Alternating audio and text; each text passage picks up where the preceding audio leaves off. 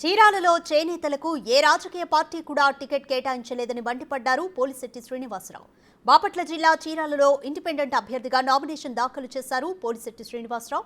RTO కార్యాలయంలో ఎన్నికల అధికారికి ఒక సెట్ నామినేషన్ పత్రాలు అందజేశారు. చేనేతలు అత్యధికంగా నివసించే ప్రాంతం చీరాల అని, అలాంటి స్థానంలో నేతలకు ఆదరణ లేకపోవడం దారుణమని మండిపడ్డారు.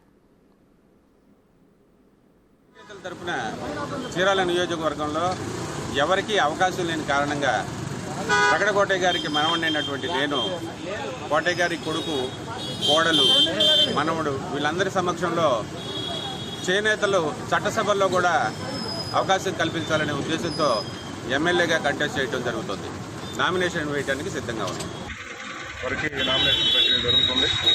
ఈ నామినేషన్ వేయడానికి వచ్చే అభ్యర్థులు ఎవరైనా కానీ, పార్టీల పరంగా వచ్చినా, ఇండిపెండెంట్గా వచ్చినా కానీ,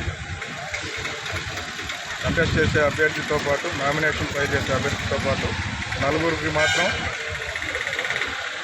ఈ 100 మీటర్స్ లోపల నుంచి లోపలికి వెళ్ళడానికి అవకాశం ఉంటుంది. వారు ఆర్ఓ ఆఫీస్ వరకు వెళ్ళటానికి కోసం 3 వెహికల్ పర్మిట్ చేయడం జరుగుతుంది.